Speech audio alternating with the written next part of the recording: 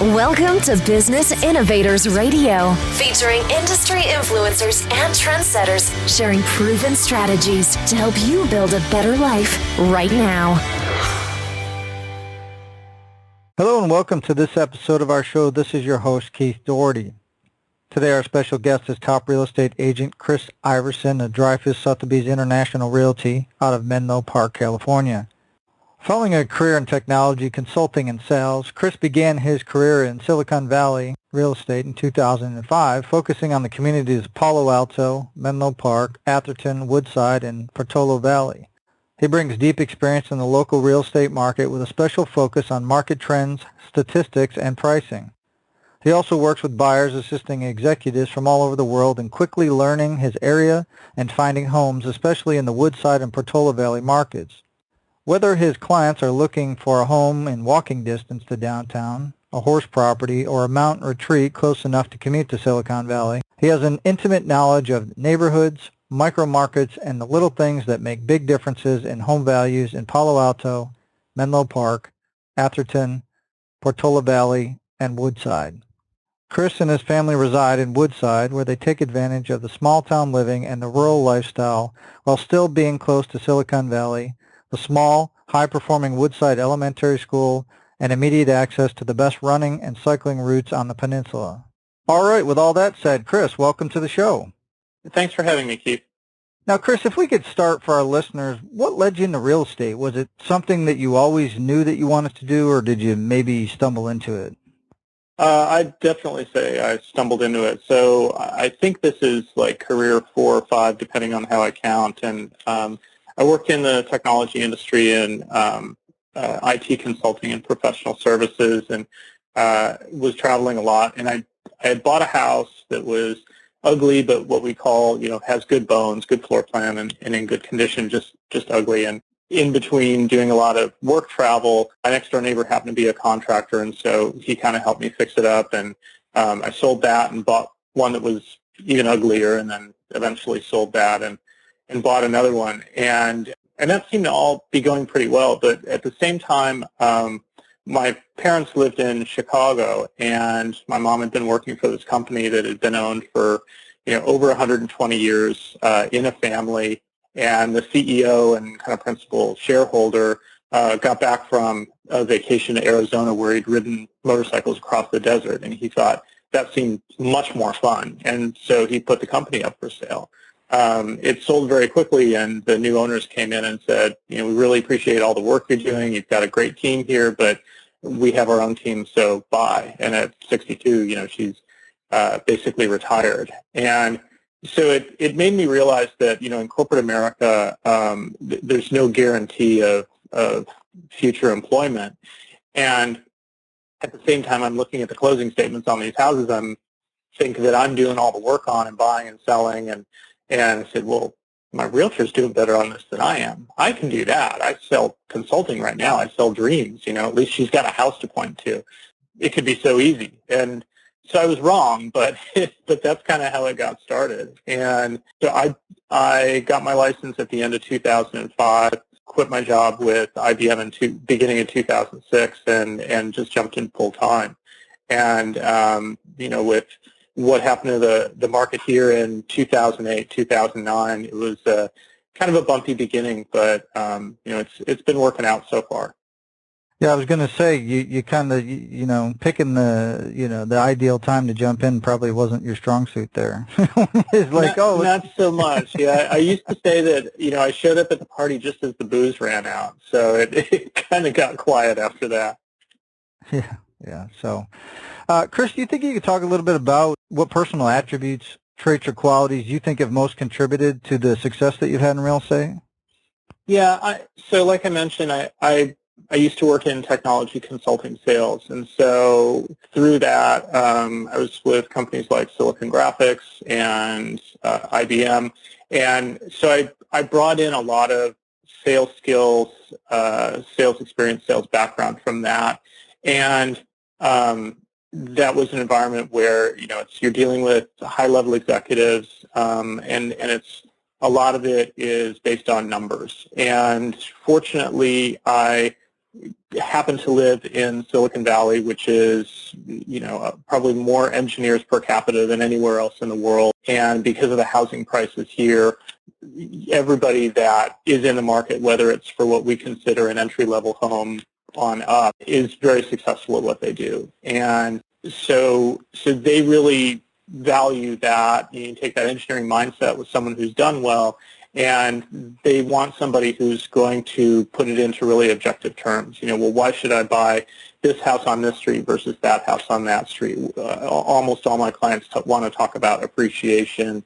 Now as we're getting into 2016, we're in year 6 of our current market run, and typically our market runs last 5 years. So now people are saying, well, Chris, when's the market going to turn, and what's that going to look like? And so I've taken a lot of that, sort of numeric background that I used to use in sales, and have brought that forward. And I have an MBA as well, which I actually get to use now. And so kind of put that all together. And I have some clients who were selling their house for the second time. I helped them buy about 5 or 6 years ago, and he's a physicist. And they had been working with an agent, weren't happy with the process, and then were referred to me. And so as we kind of went through the process, helping them basically get into our market and buy their first home, at one point he explained that the previous agent in her gold Jaguar, was sort of putting everything in really fuzzy subjective terms, like there's nice light in the kitchen and oh, isn't this a cute bathroom? And he said, I kind of broke things down to a spreadsheet. And that's pretty much kind of what he put into the testimonial he wrote for me. Chris showed us a median number of 4.3 homes every time we went out, and we went on, 8 trips to go look at houses, and ultimately he ended up getting this house for 11% below what the list price was. It's just like a whole rack of numbers. And so that's a lot of what initially my clients said that they valued in what I was providing. And then they use that when they tell their friends. And so, now I have a lot of clients who are either in research or science or engineering, and I'm getting more and more that are kind of more into the executive ranks as those people have moved up. So that's a lot of what they value. And one of the things I've learned as I've kind of started to move up the price scale is that people at the high end, which, for us we're talking $5 million and up, $10 million and up, home prices, these are people who have a net worth of $20, $30, $50 million. They're pretty successful, but they understand specialization. And so much as a physician takes his car to a mechanic to work on it versus doing it themselves, a lot of these folks, while they understand real estate, they may not necessarily understand residential real estate. Maybe they do a lot of work commercially, or they just say, I can look this stuff up, but you're out there really doing it. You're walking through these different houses. You can really tell me about the differences between, the house A and house B that aren't showing up at the pictures I'm looking at on the internet. And that's where they start really valuing having, that knowledge and that opinion, and someone who's willing to say, you know what, you shouldn't buy this house, and knowing that there's a big commission check on the line. So things have kind of, evolved and continue to evolve over time. And Chris, I think with any success, there tends to come some trials and adversities as you're building your way up and making your way to the top. So can you talk a little bit about some of the adversities or trials that you had to overcome in order to achieve your goals? Now, obviously, we know that you mentioned that you got started probably right at 2005, 2006, where the market was starting to shift significantly. But can you talk a little bit about some of the adversities and trials? Yeah, honestly, the biggest thing that I had to change was, aside from the market, and we're really fortunate here in that we are, my kind of core market is Palo Alto, Menlo Park, Atherton, Woodside, and Portola Valley, California.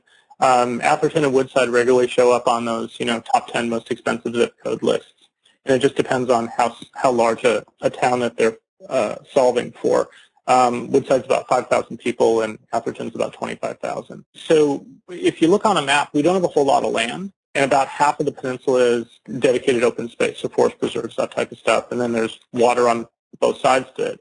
And so what that means is when we have a downturn here, we just go from there being not nearly enough inventory for the number of buyers to parity, or maybe there's a little bit of extra inventory. So we don't see those huge crashes of prices fall by 50%, 60%, like we saw in other parts of the country. And then when it comes back, it comes back with a vengeance. So, the biggest challenge when we had the market turn was I was relatively new, and then just trying to get those few listings or those few buyers. A lot of the agents here are in that top 100 Wall Street Journal list, and so, there's some pretty heavy competition locally. And so it's really about kind of figuring out, well, who am I going to appeal to, and then targeting those folks instead of trying to be, the end-all and be-all to everybody and spreading yourself really thin. What I found was effective is, again, like I said, my kind of really technical folks, I was able to develop business relationships and referral relationships to people who are involved in recruiting for different departments in Stanford University. Good times, bad times, they're always adding people. They're always looking for good hires. And for people coming from anywhere else, and Stanford hires from around the world, housing is usually their number one thing. They never say, oh, well, Stanford, kind of a shady reputation, but we'll take a look at it. It's basically like, oh, an offer from Stanford. I hear that housing is really expensive there. And so, those people doing recruiting say, don't worry about it, call Chris. He'll kind of work you through the process. And so that was a really good way to kind of get started. And then it's really been about just, trying to do the basics and knowing that you have to go to work every day. And I think the fortunate thing about real estate is it's really easy to get in, it's really easy to get out. And so I think a lot of agents don't treat it like a business. They jump in when things are really good, and then when things slow down or get hard, they'll go find something else to do. And so by coming in and kind of treating it like a job and, following up with your clients and asking them for referrals and prospecting for new business, be door knocking or doing mailers or doing open houses or calling people and asking them who they know that needs to buy or sell real estate is really kind of what made me get through those really tough times. The other thing that was a big thing for me that I only figured out actually a couple of years ago was coming from a tech background and especially tech consulting, we would go in and kind of do death by PowerPoint on our clients. Hi, I'm here. I've got 100 slides in the next hour with all kinds of charts and diagrams and examples for you. And so we're just going to keep pounding you with information until you surrender and say, okay, we'll sign the contract. Real estate's the opposite. It's really now I have 5 or 6 questions, and pretty much always my favorite starting question is, tell me about your situation. And so, if I met you at an open house, Keith, we'd say hi, you'd look at the house, I'd ask if you like it, and I'd say, Keith, tell me about your situation. And so then you would say, well, we're in a 3-bedroom house, and we've got 4 kids, and we'd like a 4-bedroom house, we want to stay in the school district, da-da-da-da. And then it's about, asking questions and really listening to you as opposed to talking. And so for me, that's been my biggest challenge, was going from that, sort of talking at somebody, and, if I talk with you long enough, eventually you'll agree to have me list your house or have me represent you as a buyer, and really turn it around and focus on, well, what's important to you and what are you looking for, and then figuring out, am I what you're looking for? And then being willing to make that judgment and that decision and either say, hey, Keith, I think I can really help you out. Why don't we get together and talk about it more? Or, you know what, you're not the right guy for me. Good luck. And being able to kind of make that decision in a relatively short period of time. And Chris, I guess as you hit these obstacles, as you hit these trials, as you're going along, what keeps you going? Why don't you give up on things? What's your driving force? I've been told a number of times through life and various things that I've done that one of the things that I'm good at is persistence. And, it didn't take very long being in real estate, being out of the tech world, to decide that I'm just unemployable. So it's kind of one of those, I didn't quite burn the ships on the beach, but, I kind of knew there was no going back. And so when you close that door behind you, you say, okay, I need to make this work. And then from there, it's a combination of, I tend to set pretty aggressive goals as far as trying to grow my business and trying to do things. But, I also have a family to support. I have a 1-year-old and a 3-year-old, and my wife stays home with them. And we live in Woodside, California, which is, like I said, keeps showing up on one of those top 10 most expensive places to live. And so, that's all a pretty big motivator. I've been fortunate enough to be able to build a really great life for my family, and I want to keep that going. And, I think especially having gone through in 2005, 2006, trying to get started in a new industry and a new business, and then getting hit in 2008, 2009 with the recession and with our market downturn here, I don't want to go through that again. And, pretty much it's still fresh enough that, I get up in the morning and I go to work, and if I don't feel like going to work, I can, pull up pictures of the house we used to live in that we almost lost, and the condo that we lived in for a while that we were fortunately able to hang on as an investment property, and we call it the lifeboat because if things ever go bad, we can always move back. And I tell myself, we're never moving back. And so it's just, remembering that all this stuff is fleeting, and you can't get complacent, and, keeping your goals in front of you. So it's a combination of the carrot and the stick. Chris, I guess, looking forward, what is your vision for your career and your business over the next 5 years? That's actually a really great question, Keith, because it's something that I think about and actually talk about with my broker a lot. So I'm with Dreyfus Sotheby's in Palo Alto and Menlo Park. We're one of the smaller Sotheby's affiliates in the world. We have 23 agents right now, and we do about $550 to $600 million in transactions a year. So we're pretty busy, but we're still really small, and which is great because I can spend a lot of time with the guy that founded the company, Mike Dreyfus, with our broker manager, and kind of talking about my business, and we're pretty collaborative too. So actually, with other agents in our office who are either more successful or at price points I want to be with, I get their input. Right now, I do about 30 to 40 million a year, and I have an average sale price around 3 million. I'm trying to, over the next 5 years, I want to have that more in the 50 to 60 million in transaction volumes, and an average price more in the 5 million range. So part of that is, again, focusing on, well, where do I want to be, and being willing to say no to those things that aren't a part of that. So, the opportunity to have a listing that's 15 miles away for, a condo for $700,000 or a single-family home for $1.2 million, that'll sell really quickly in our market, and, it's a quick little paycheck, but part of it is saying, that's not part of what the 5-year plan is. That's not on that path, so I'm going to refer that out, or I'm going to say no to that, and spend my time and my energy really focusing on, where is it that I want to be, and what communities do I want to be working in,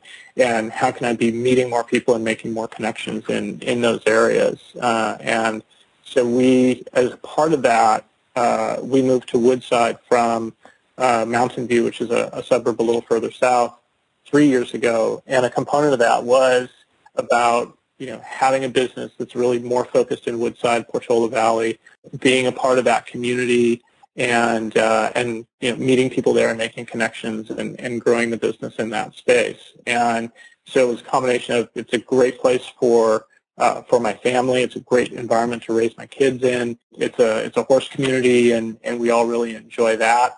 There's a lot of outdoor space. There are a lot of really wonderful lifestyle aspects to it, but there's also a business opportunity there. And both for myself, for our company, we think that the Sotheby's brand really resonates within this more expensive luxury market, and especially as we see looking forward in the next couple of years, we know that our market's going to change in some way, and suddenly that international exposure that you can get with Sotheby's, some of the marketing and positioning and stuff that we can do around properties just within our brokerage, because we're very focused and very narrow, we think that that's going to start appealing to sellers who right now are looking at some other firms that aren't as innovative as we are. So, it's a combination of kind of looking for that niche and then really focusing on it.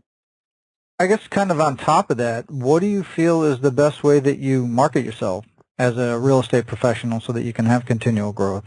So, it's interesting because you don't have continual growth. We found that not only for me, but for several agents in my office who've been growing, it happens in this kind of stepwise way. So you kind of plateau a little bit, and then you have a breakthrough, and then you plateau at that breakthrough, and then you have another breakthrough. And so, so one of the things for me is realizing that that's kind of how it works. It's not, every year you do a little bit more and a little bit more, and it's this sort of straight line.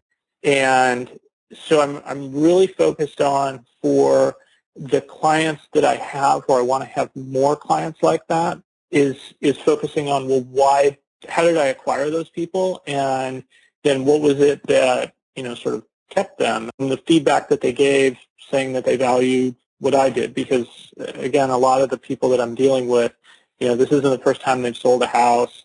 They know a lot of real estate agents. Again, because of the price points here, we have a lot of real estate agents here. Everybody's doing a lot of marketing and stuff. And so so part of it's that is again kind of leveraging success and leveraging relationships to get new ones.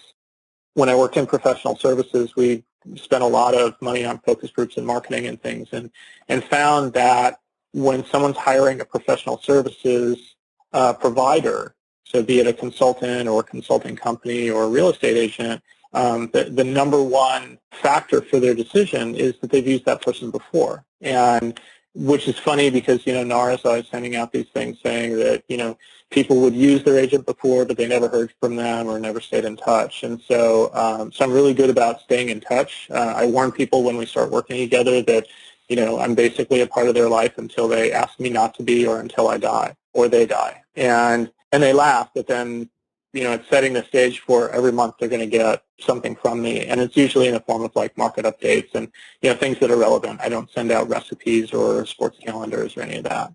And so that's been a big part of it. Another part of it is really being attuned to the market and figuring out, what are the concerns that sellers are having, because we, even in the worst of times, always, houses here still sell. We always really, really go after listings because we can leverage those into, you meet buyers through that, you meet neighbors through that, which generates more listings. And so just really trying to be very targeted around that, having content that people really value. And as more and more information has been getting put online, so companies like Zillow and Redfin, I have people coming into my open houses, and they've got the Redfin app, and they tell me when the house was built and how much it sold for the last time it was on the market and how many square feet it is and all this stuff. And they, a lot of times will say, I don't need you because I have all this information. And so then I'll start asking them, well, what does all that information mean?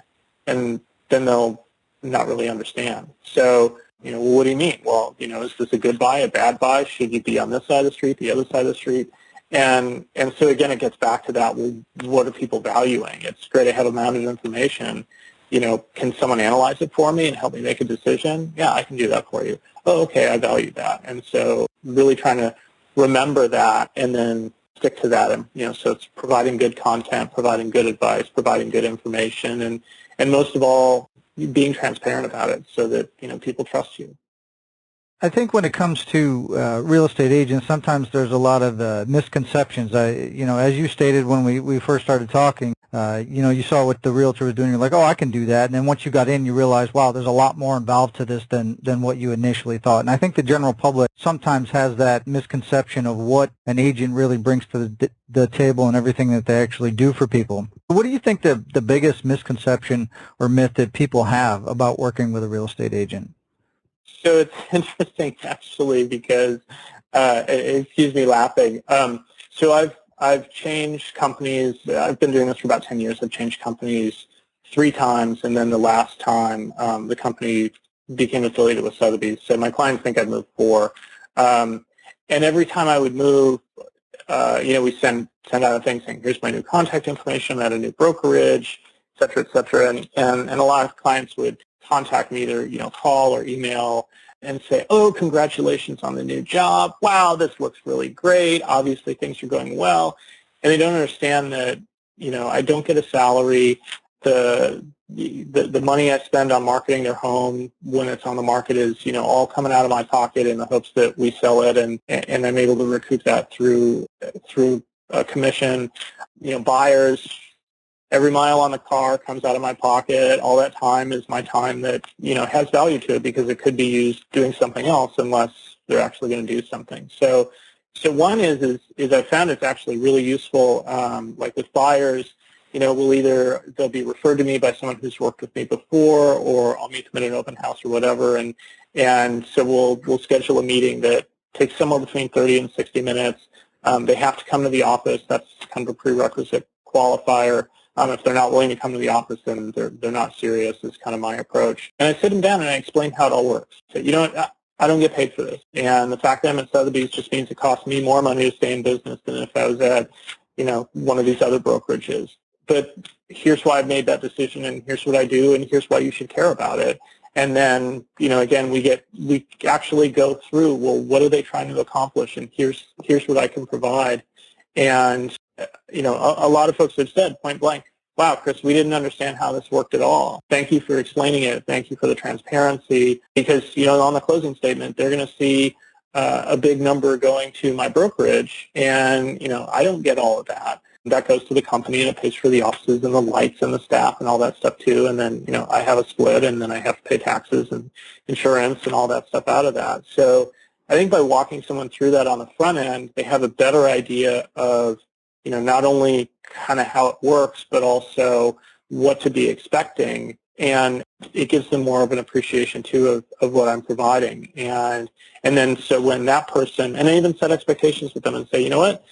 My business is mostly referrals, which means when we're done with this, you're going to send 2 or 3 of your friends to me over the next couple of years. I want to make sure this experience is something where when you talk to that friend who says they're planning to buy or sell, that you'll feel like you need to say, you know what, you're crazy if you don't call Chris. You absolutely, you know what, I'm going to have him call you and be that raving fan. And if you're not there, then, let's course correct along the way and make sure we end up that way. And so I see a lot of value in kind of walking someone through that. And so it tends to change people's perceptions and thought processes a lot by just sitting down and having that direct conversation. I just helped a gentleman who moved here from New York, and he just sold his house in New York, and he's an exec coming to Facebook, and so, he's basically had people telling him, he's the smartest guy in the room, and he's just been through this, and so he knows how it's all done, and he's really, really smart and all that, and had to make sure I understood all that. And so, brought him and his wife in and sat him down, and I gave him the standard talk, and they're like, yeah, we know all this, here's what we want. And I said, okay, well, let's just walk through this because it's a little different from New York. And so I kind of explained how real estate's done here, how I work, what value I'm going to provide, et cetera. And, we closed escrow on his house about 2 weeks ago, and he's already, sending me screenshots of the testimonials he's putting up on the Facebook internal news group where they talk about all their adventures in looking for homes for each other. And so one is it's a good way to kind of reset people's focus. Two, it's a good way to start laying the groundwork for, when you want to have them doing that referral, doing that testimonial on the back end. Chris, let's say you get a call from a family member or a friend in another state, and they want to sell their home. Obviously, with your experience and your connections and Sotheby's, you probably look up an agent and do a referral. But from a general advice standpoint, what advice would you give them about selecting an agent that could best serve their needs? Kind of how you make sure you take care of your people. What would you tell them to look for? Yeah, so it's funny because I've actually had that call a couple of times. My mom lives in Tennessee now, and a couple of years ago she sold her home and moved into kind of one of these 55-plus communities, duplex. And she didn't call me first and ask for my advice on how to pick an agent. She did like most people. She went to the new neighborhood she was interested in, went into an open house, started talking to a girl, and who, her mom had worked in real estate forever, and she knew the area, and so mom said, she's great. And then, called and said, hey, here's what I'm planning to do. I said, I think it's a great idea. Do you mind if I give your agent a call? And she's like, no, that'd be great.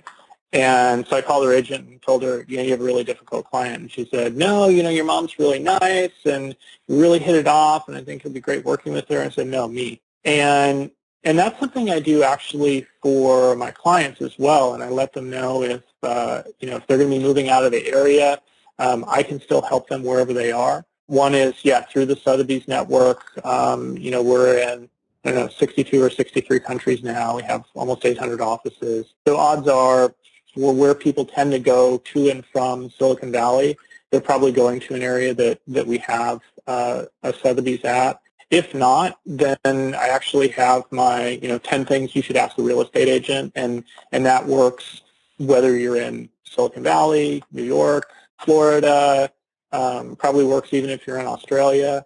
And it's all the kind of basic stuff that we talk about all the time. It's, well, what does an agent do? So it's, are you comfortable in this area? I have these things that are really important to me. Does that resonate with what you do or what you sell, right? If the person's looking for horse property, well, okay, how experienced is that agent with dealing with horse property, and then all the stuff that go along with horse property, like, is there water and is there place for the horse, and or is there trails and stuff that you can ride on nearby and that type of thing.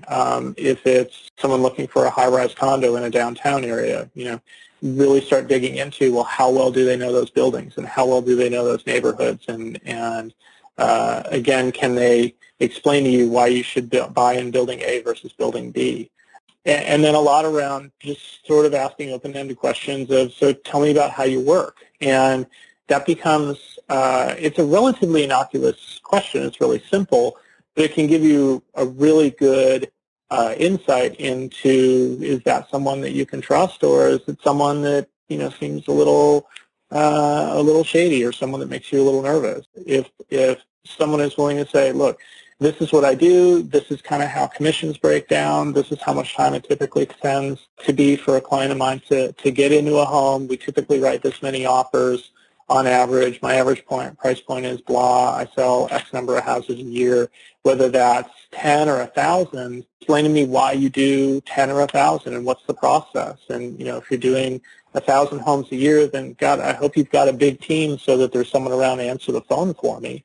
And if you're only doing 10 a year, then, is there a reason that you're doing 10 a year? And maybe it's because you're really focused on a particular niche or something else. So something like that can be, really simple questions tell you a lot about who you're dealing with. And obviously, I have a slight preference for Sotheby's, but most importantly, it's that my clients, wherever they end up going, have somebody who's watching their back. And actually, I have some clients who moved from here to Plantation, Florida, a couple of years ago, and they wanted to fly me down and go look at houses with them. And I told them, well, let's back off from that just a little bit. But they insisted that the agent that they, as they were talking to agents down there, the agent that they referred to by the husband's new employer, he had to call me, and Chris had to interview him and take it all through. So it was really felt good to me, because here's some people who are really validating what I do and how I do it. So that was a nice pat on the back. And Chris, if someone needs real estate services, obviously you mentioned that you're based out of the Menlo Park area, and you cover Palo Alto, Atherton, Woodside, and Portola Valley. Is that correct? Yeah, Portola Valley. Okay. If somebody's looking for real estate services or an agent in those specific areas, what's the best way they can find out more information about you and how you can help? So my website's always a good starting point. It's Chris Iverson, so just like it sounds, ChrisIverson.info, because it's information about me. Someone else grab chrisiverson.com. I also, if you're looking at any of those communities, moving to and the community also lands you in the same place. So moving to Palo Alto, moving to Menlo Park, moving to Atherton, moving to Portola Valley, moving to Woodside. You can also, if you go to sotheby'srealty.com and just type my name in, there's an agent search capability there. And you're always welcome to call or text me at 650-450-0450. Excellent. Well, Chris, obviously want to thank you for taking time out of your schedule to come here today and share all of your professional real estate experience with our listeners. And if you want to learn more about Chris, obviously you can go to his website, like you said. Also below this interview, we'll have a link to his site and any other contact information we have so you can reach out and connect with Chris. So with all that said, everybody, until our next show, have a great day, and we'll talk to you soon. Thanks for listening to Business Innovators Radio. To hear all episodes featuring leading industry influencers and trendsetters, visit us online at businessinnovatorsradio.com today.